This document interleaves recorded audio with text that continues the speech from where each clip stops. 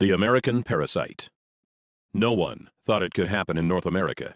A parasite that uses your body as its personal feeding ground, taking over first your stomach, then your entire GI tract, forcing you to crave the foods it wants, while slowly destroying your body from the inside out. Governments are finally admitting that this is real. Measures have been proposed in New York and the country of Mexico to try and stop it. But by the time you watch this, it may already be too late. My name is Craig Capetta. I'm the Director of Science and Nutrition at Whole Body Research International, and have spent the last 24 months working with my team of doctors and scientists to figure out a way to stop this parasite that is already estimated to be infecting 250 million Americans. Perhaps the scariest thing is that its symptoms come on slowly. You may never even realize your fatigue, weight gain, or lack of sleep is the result of this bad bug, until it finally takes over and forces you to seek medical attention. In the next few minutes, I'm going to show you a simple test you can do to find out whether or not you've been infected, and if so, how to get rid of it before it causes potentially irreversible damage. I'm also going to expose the major government screw-up that allowed this to happen, and how they are now scrambling to fix it. Warning, the information I'm about to share with you is controversial because this parasite comes from the most unlikely place, your food supply. In the next few minutes, I'm going to expose the manipulative practices of several very large corporations, companies like General Mills, Nestle, and Coca-Cola, that they prayed the public would never discover. It's a tangled web of bribery that makes your average politician look like a saint, and they are currently spending tens of millions of dollars in false advertising to try to cover up what they have done. But it's about time someone pulled back the curtain. That's why I've spent a considerable amount of time and my own money over the last few months creating this video that they do not want you to see. So if you're serious about the health of your family, turn off your cell phone, take a seat, and make sure you watch every word of this presentation. What you are about to see and hear may shock you, but it may also save your life. Let's get started. The year was 1950. The death rate by heart disease in America had jumped to an astonishing 30%. Only far back as the 1900s, it was 10%. In just 50 years, deadly heart attacks had increased by a factor of 3 times. People were dropping dead at an alarming rate, and no one could figure out why. Then, on September 24, 1955, America's own president, Dwight D. Eisenhower, suffered a heart attack, sending the entire nation into a panic. The crisis was now real. On Monday, September 26th, the Dow Jones plunged 6.5%. The total paper loss of the day was $14 billion, the largest ever, including that of the Great Depression. President Eisenhower would not walk again until October 25th, and would not return to the White House until November 11th, nearly 6 weeks later. By this time, the fear of heart attacks was on everyone's mind. Enter government researcher Ancel Keys. Mr. Keys was a Harvard-educated scientist who had helped design rations for the U.S. Army during World War II. Mr. Keys set out to discover why Americans had the highest rate of heart attacks out of any of the first world countries.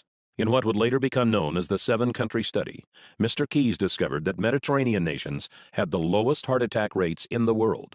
Their diet also contained the lowest amount of fat. He concluded the American high-fat diet was to blame for our heart attack problem. Correct or not, finally, the public had an answer.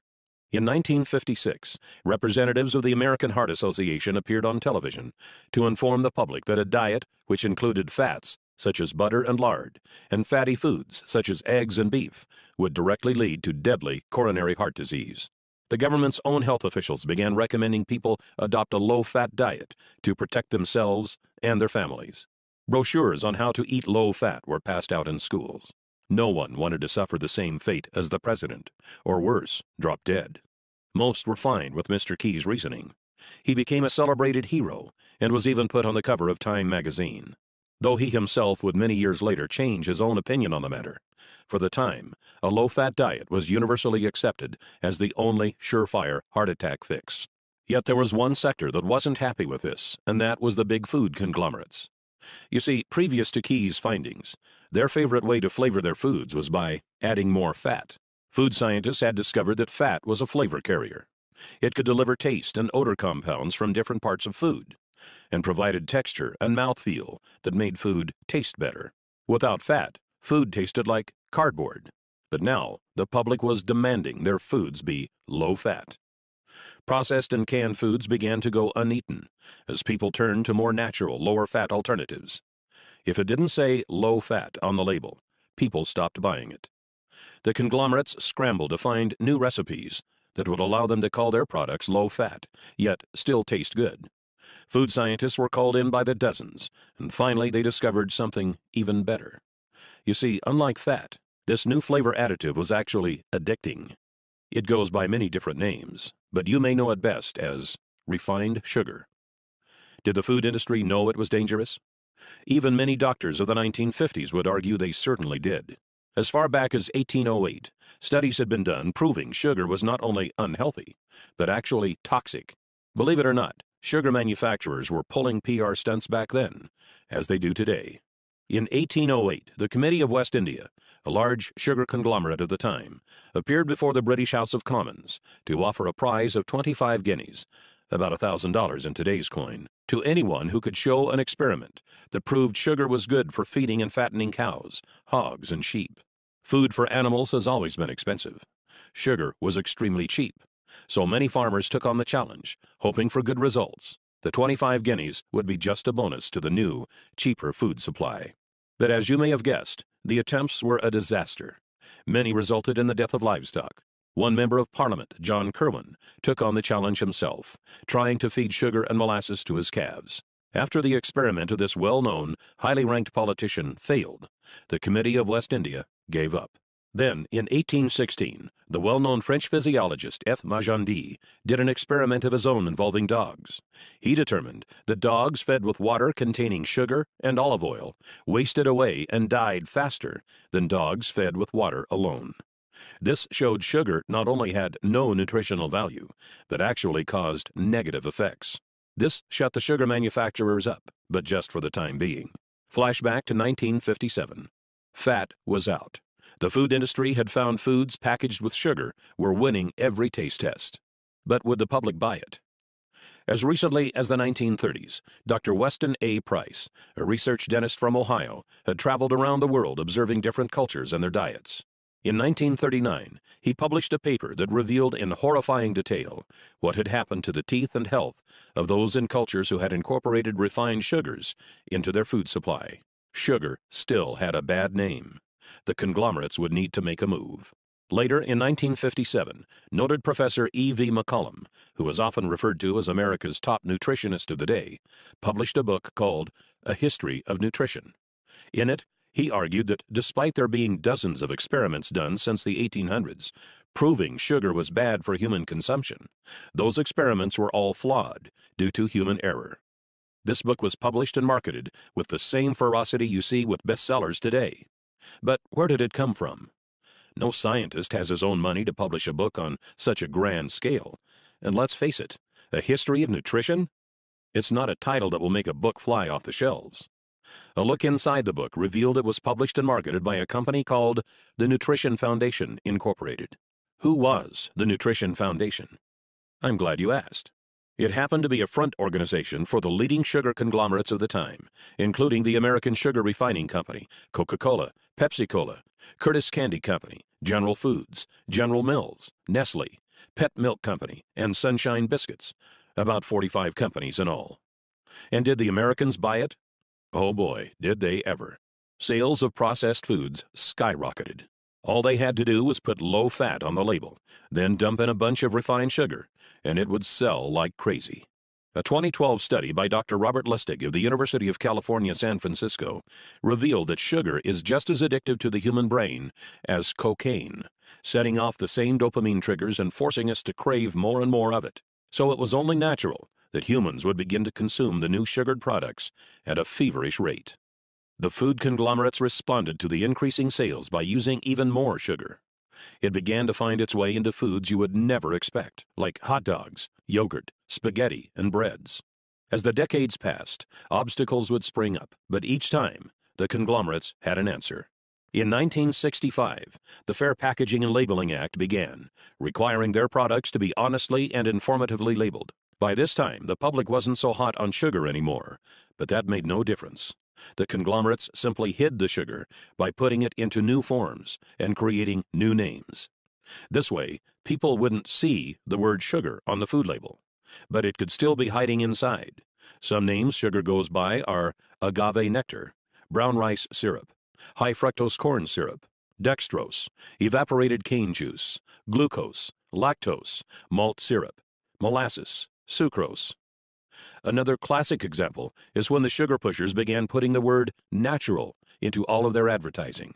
Made from natural ingredients became their slogan, but all refined sugars are made from natural ingredients. So is cocaine and heroin. During the 1970s, armed with new studies showing the dangers of refined sugars and exposing them in all of their forms, the American public began to wake up. For the first time since the 50s, sales of certain high-sugar foods slowed down.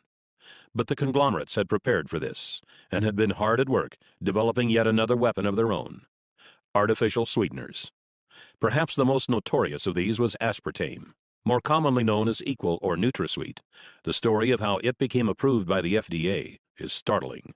By this time, the diet craze was in full swing, and the diet food market was a billion-dollar industry.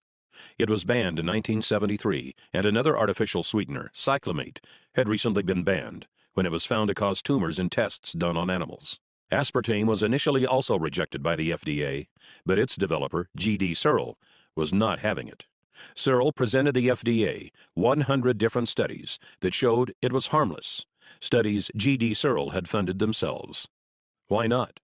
They knew if they could get it approved, they would make billions. But despite what their studies said, every time an independent study was done, it was found to be dangerous for human consumption. For the first time in history, the FDA sought criminal investigation into a food manufacturer for misrepresenting the safety tests of a product.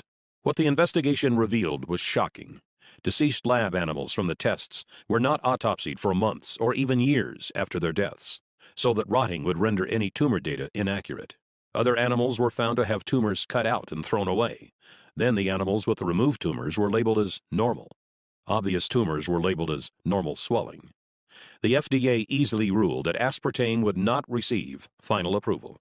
But what would follow was a set of dirty political tricks that must have made Abraham Lincoln roll over in his grave. G.D. Searle first arranged to actually hire the U.S. attorney who was leading the investigation. Samuel Skinner first resigned from the U.S. Attorney's Office, stalling the investigation, then went to work for Searle. Later that year, Donald Rumsfeld was hired on as CEO of Searle. Yes, the same Donald Rumsfeld that was Secretary of Defense during the Bush administration. He appointed several political buddies to top management positions and proclaimed he would get aspartame approved within 1 year. At the time, Reagan had just been elected, and Rumsfeld was part of Ronald Reagan's transition team, who was in charge of choosing a new FDA commissioner. They appointed a man named Arthur Hall Hayes, Jr. One of Arthur Hayes' first acts as FDA commissioner was to appoint a 5-person panel to review the final decision to reject aspartame. 3 of the 5 panel members still voted not to approve it, citing the animal tumors as a big concern. So what did Hayes do? Simple. He appointed a 6th member to tie the vote at 3-3. Then Hayes, a man who knew nothing of food additives, decided he as a commissioner should get a vote also. He then cast the deciding vote himself, in favor of approval. Shortly after this scheme, Hayes resigned from his position as FDA commissioner, after which he was hired by Searle for a position paying hundreds of thousands of dollars a year. I know this sounds like a tale from a political horror movie, but sadly, it is 100% true. After all was said and done, aspartame was approved. Coca-Cola began using it to make Diet Coke, which they then marketed as a weight loss drink. In that first year alone, the FDA received over 600 consumer complaints reporting headaches, dizziness, and other strange reactions to this new, foreign substance our bodies were never designed to handle. But the food conglomerates had won.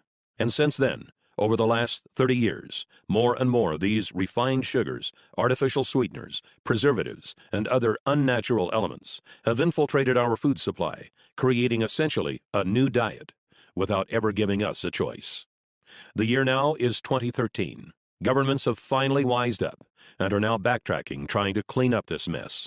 In March of 2013, New York Mayor Michael Bloomberg fought to lower sugar and sweetener consumption in his city by banning regular and diet sodas over 16 ounces.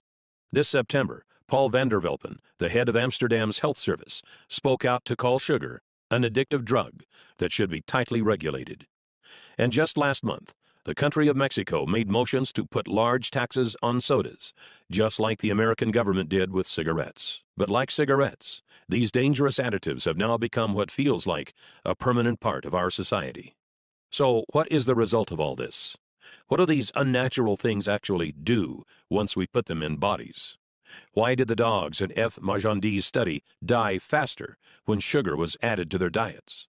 Why are more people getting sick than ever before? Why are more people suffering from obesity than ever before?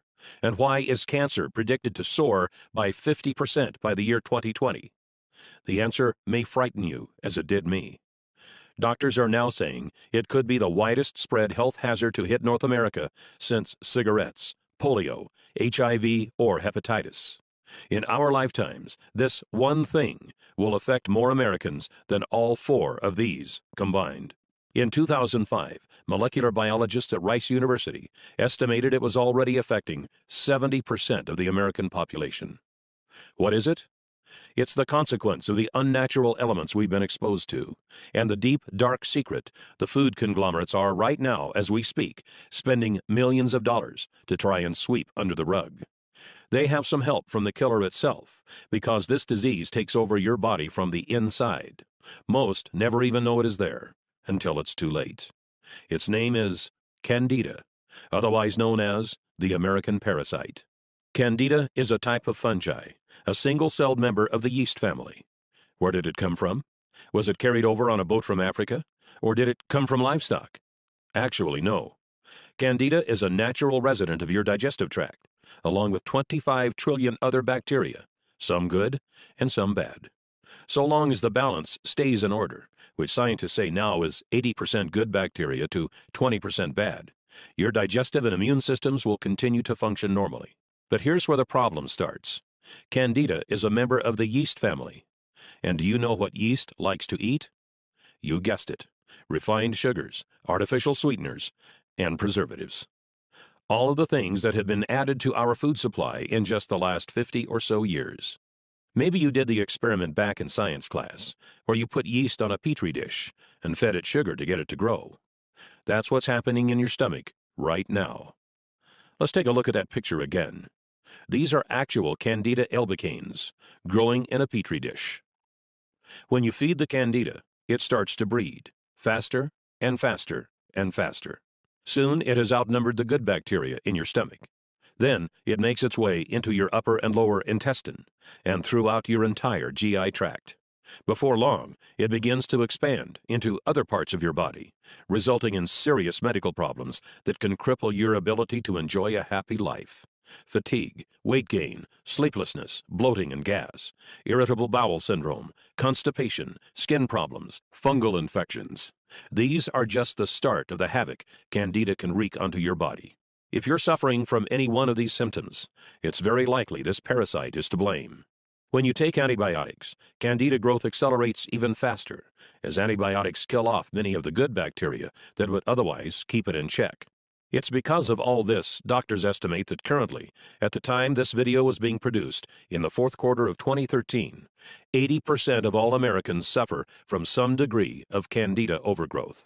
Dr. David Perlmutter, a personal advisor to Dr. Oz, who you may know from the show, and his current New York Times bestseller Grain Brain, recently stated, "Those of us who deal with this health condition in a clinical setting are witnessing what now seems almost epidemic." Dr. David Perlmutter.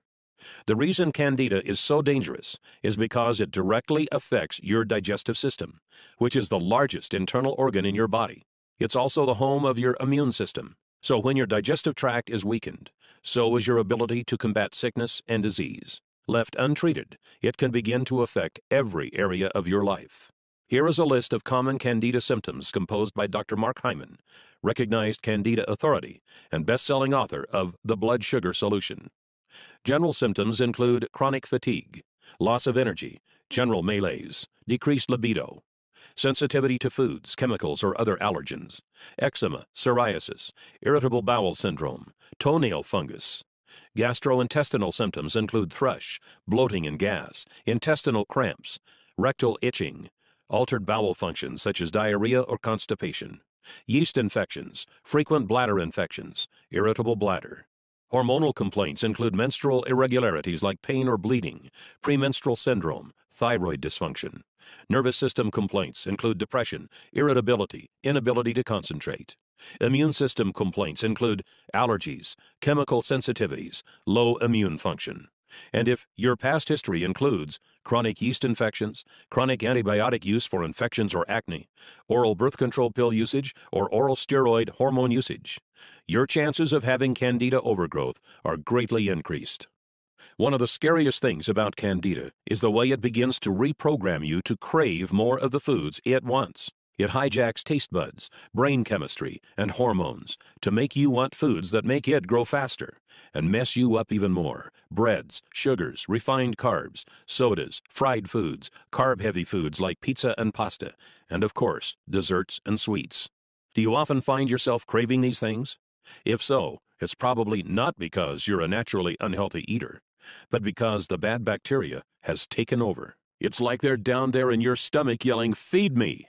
forcing you to want foods that worsen your condition, make you gain weight, and make it literally painful for you to go on a diet that doesn't include them.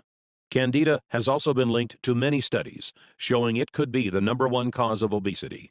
As Doctors Carolyn Dean and William Crook write in their 2005 book, The Yeast Connection in Women's Health, most women don't have even an inkling that their symptoms could be caused by yeast overgrowth in their bodies.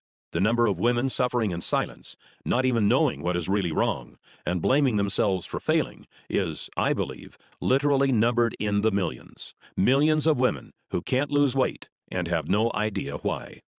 The same holds true for men. Once the excess yeast is destroyed, many find they are able to lose the unwanted weight quickly and easily, even that stubborn belly fat most diet plans can't touch. So now let's talk about how to fix it. Here's the good news. To start feeling better, you don't have to necessarily get rid of all of the Candida. You just need to balance them out. As I mentioned before, your gut is also home to a lot of good bacteria. To start feeling your best, you just need to get to the 80-20 balance. 80% good bacteria, 20% bad bacteria. There are 2 ways to do this. The first is going on a real, all-natural diet. That means completely eliminating all processed foods, refined sugars and carbs, artificial sweeteners, and also white breads. Then supplement your body with foods that are high in a special kind of good bacteria called probiotics. Probiotics are clusters of good bacteria that, like a powerful army, go into your stomach and form colonies that far outnumber the Candida. They were first brought to attention in 2008 by Nobel Prize-winning physiologist Eli Metchnikoff. Noting that Bulgarians at the time lived longer than anywhere else on Earth, he set to find out why, and deduced that it was because of their yogurt-heavy diet. He even named the first probiotic strand he discovered, Lactobacillus bulgaricus, as a tribute to them. Foods that are high in probiotics include sauerkraut, kefirs, olives, and fermented vegetables. Eliminate the unnatural elements from your diet and start eating those foods, and your gut will eventually balance itself out. But let's be realistic. In today's world, that is nearly impossible. Who wants to never eat out at another restaurant, or never go over to a friend's place for dinner? Luckily, there is now a better way.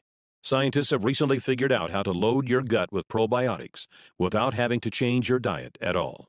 They've been able to put these living bacteria into pill form, so you can take them with your meals, no matter what those meals may be. They offset the bad foods you eat, populate your gut with good bacteria, and instinctively balance you to the right ratio. Once this happens, all sorts of exciting changes can happen in your body. You have more energy, feel more alert and more active. You can focus better on work. You feel smarter, more productive, more creative. Many no longer have the need for coffee or caffeine, as your body is now able to get more energy from food and tap into it easily.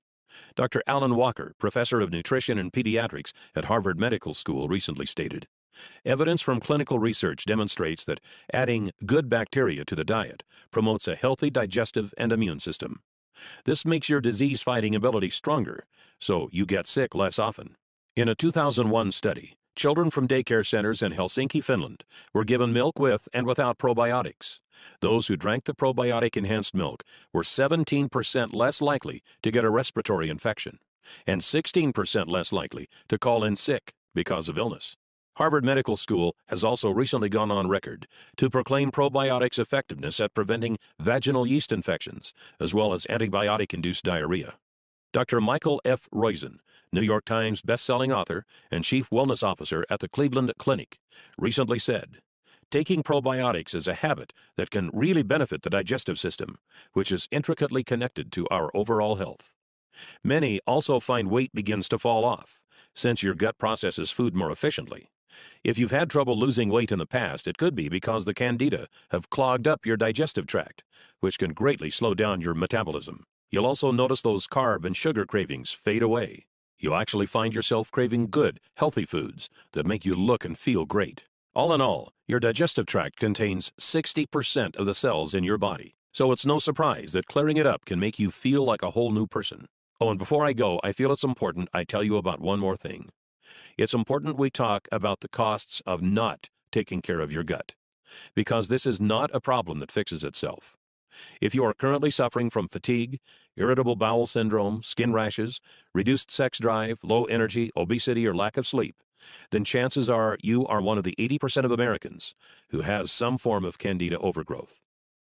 Unless you are willing to make an immediate, drastic change to your diet, symptoms will only worsen for you as the bad bacteria continues to grow. Think of it this way. Imagine if all of a sudden you decided to never brush your teeth ever again. The plaque buildup that would form is not unlike what goes on in your gut when it's untreated. Sure, you'll be fine for a while, but eventually you'll begin to get cavities and mouth rot, and then you lose your teeth, and you are out of luck. It's very likely the exact same thing is going on in your gut right now. The food that causes bad bacteria to grow on your teeth is the same food that goes into your stomach right after. So it only makes sense that it would cause bacteria growth there also. But in your gut, the consequences are much more severe. While your mouth and teeth are certainly important, they are just a small part of your body. Your digestive tract is your core. It actually contains 10 times as many cells as the entire rest of your body. Untreated, it could begin to affect your health in ways I'd never wish upon anyone. Bad breath, constipation, acid reflux, indigestion, fatigue, lack of sleep, skin problems. These are just the early symptoms. The scariest part is that with 70% of your immune system in your digestive tract, if it can't function properly, you become susceptible to not just getting sick, but to some very nasty diseases like ulcerative colitis, lupus, multiple sclerosis, and arthritis. And those can't be cured by balancing your gut. That's why it's critical you get this handled now, before it's too late. Fortunately, there's an easy way to fight back against the bad bacteria. Simply take 1 capsule of probiotics daily, preferably with a meal. Within just a few days, you'll feel exciting changes in your body. You'll find yourself sleeping better and waking more rested, but with new, exciting energy. You are ready to take on the world. You are no longer tired after meals and no longer find yourself craving bad foods. But when you do cheat once in a while with pizza or ice cream, you still feel great knowing it's not going to go straight to your hips. Don't be surprised if your bathroom habits become more regular. Since you are no longer a slave to your gut, multiple trips to the toilet are a thing of the past. Weight may also begin to fall off, as your body is now a food-burning machine, no longer a fat and sugar storage hub. You'll probably also discover you no longer find yourself needing caffeine, carbs, or sugar. Many claim their sex drive goes up as your body feels younger, sexier, and more vibrant. Your skin may even appear younger and firmer, as your body is better able to bring the nutrients from your food into your skin, replenishing your cells and giving you a healthy, youthful shine. And then, I can't tell you exactly when it will happen. It may be in a few days, or it could take a few weeks, but it certainly will happen. It's something I call the magic moment. The magic moment is when you wake up one day and realize that something is different. Your senses feel more powerful. You are more alert, centered, and on point. The air feels crisp, and your body feels alive. Your serotonin levels have soared, and your soul just feels like everything is right. Then you realize that's the way we humans were supposed to feel all along. And now that your body is running like a finely tuned machine, you know that you always will feel this incredible. It's a feeling you can't really put a price on. Our health is our most precious asset. Without it, we can't fully enjoy anything else.